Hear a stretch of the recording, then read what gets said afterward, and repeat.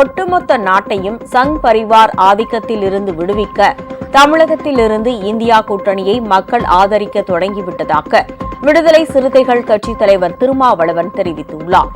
சிதம்பரம் தொகுதிக்கு உட்பட்ட பல்வேறு வாக்குச்சாவடிகளையும் வாக்குப்பதிவு முடிவடைந்ததும் பார்வையிட்டு ஆய்வு செய்தார்.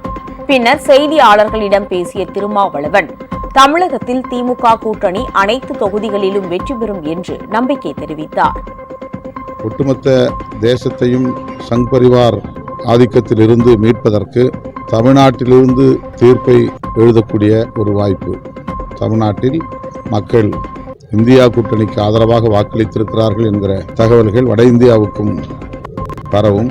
அதுவே இந்தியா கூட்டணிக்கு சாதகமாக அமையும் என்று நான் நம்புகிறேன்.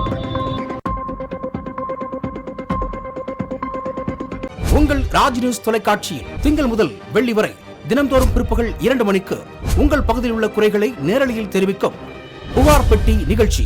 பங்கு பெறுங்கள், பயனடையுங்கள், காணத் தவறாதீர்கள்.